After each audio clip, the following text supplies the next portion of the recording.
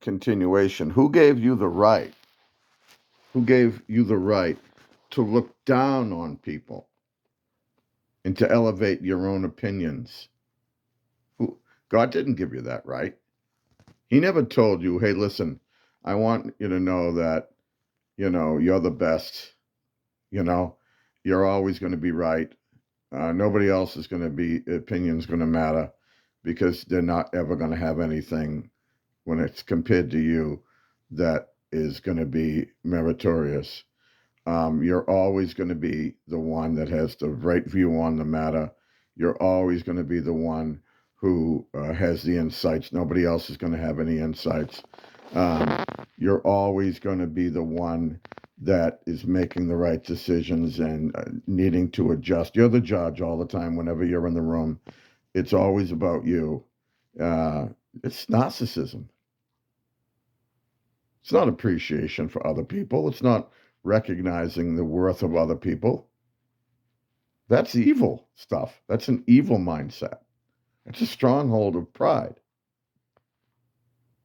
You're never going to thank God for other people when you have an elevated opinion of yourself and your views and your actions.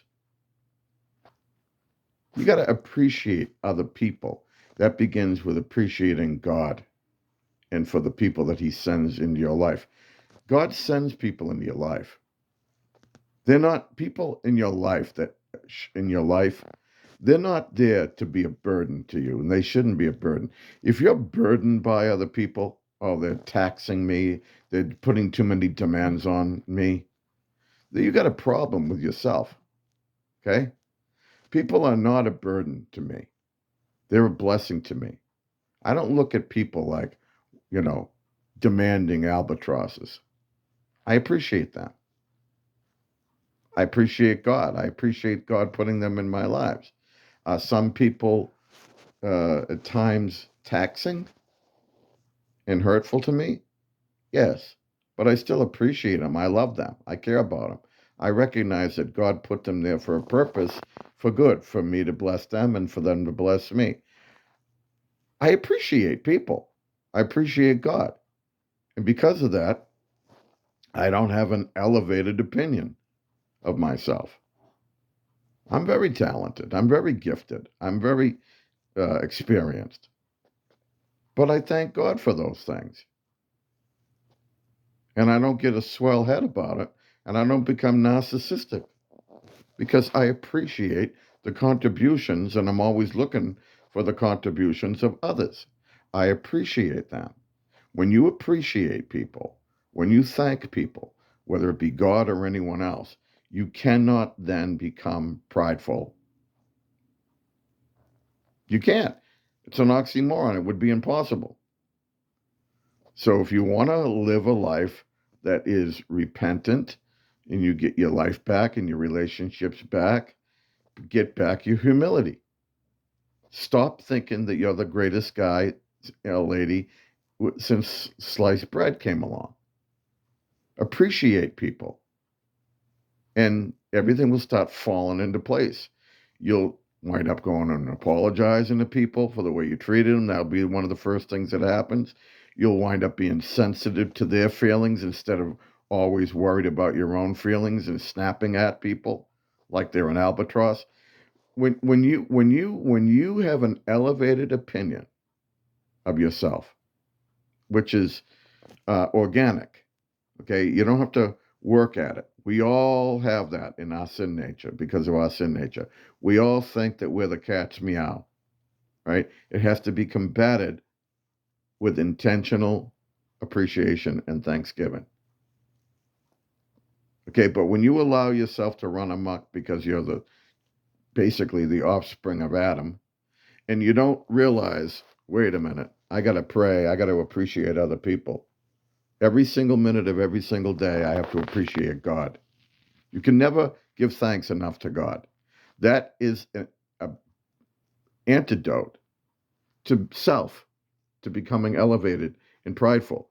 When you're constantly, basically exercising humility, how do you exercise humility? By giving thanks. and appreciating and telling people, I appreciate you. When you do that, you're going to fend off pride, and you're going to therefore be walking in places where you're growing instead of destroying and tearing down.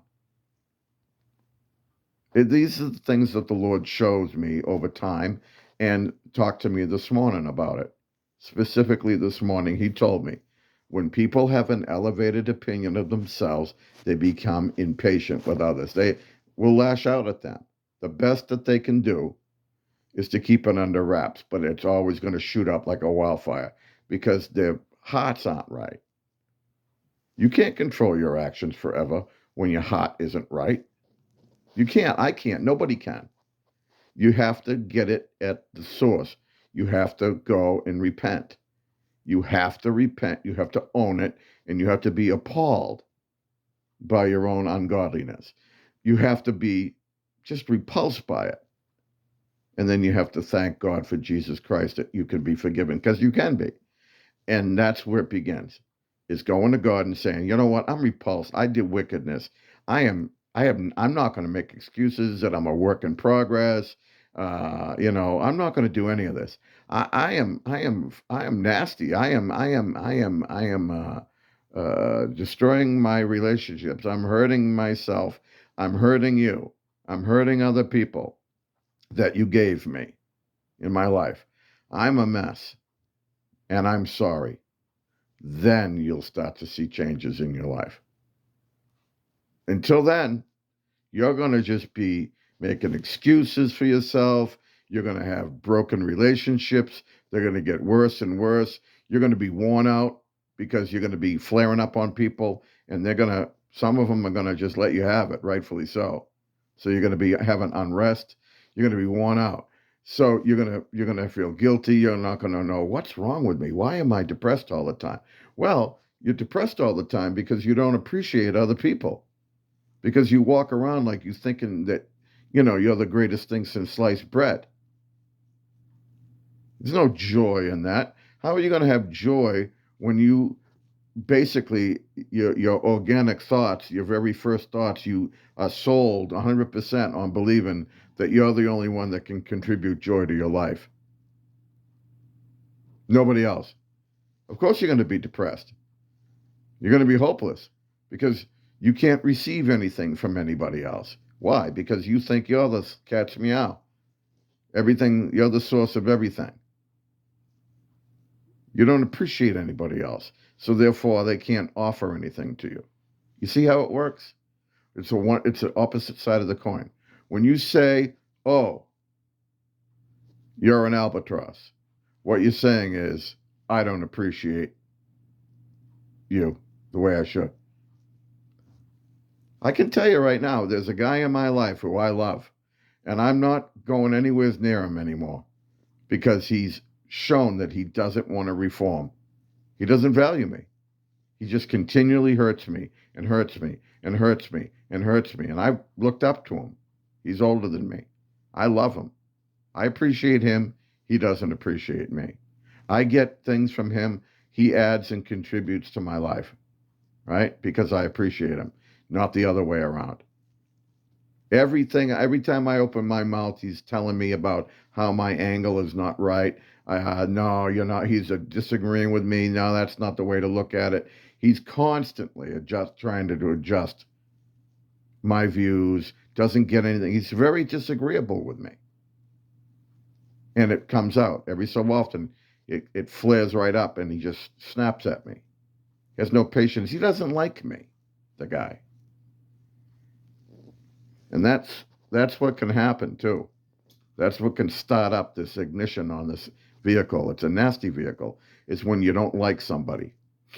When you don't like somebody, when you choose just to not like somebody, then you're going to start a vehicle up, like an automobile, and you're not going to be able to be patient with them. You're not going to thank them for anything. You're not going to appreciate them. When you choose to not like somebody because you're Joe Critic, right? That's it. You're to blame for that relationship being broken. Why? Because you chose not to like them. Who gave you that right? God told you you're supposed to love people. That's an act of the will. You don't walk around this world like a judge saying, well, I don't like that. So because I don't like it, because I don't like that, I'm not going to like them. I'm going to look down on them. Who do you think you are? What's the matter? You don't think you have any very nasty ways? You don't think people are out there tolerating you? What do you think you are? You think you're the greatest thing since sliced bread, the cat's meow? You don't think anybody's putting up with your shenanigans? Who do you think you are anyway? And so you're going to be a very unpleasant person to be around if you're like that. If you don't like people because you don't like, some of their personality traits or something. What's the matter? You think you're perfect? You're going to be a miserable person. You deserve to be a miserable person. You're going to be a lonely person. You deserve to be lonely. God's trying to get through to you. I wonder if you're going to wake up and smell the coffee ever and say, wait a minute, this guy's right. I guess I don't appreciate people. I guess I'm not a very humble person anymore. Or was I ever? I think I'm the cat's meow. I snap at people. I snap at people increasingly, especially the people around me that are closest to me. You don't appreciate people. That, in my father's language, makes you a bum. An unappreciative, thankless, and conceited, narcissistic bum. Is that what you want to be? Class dismissed. May God help you.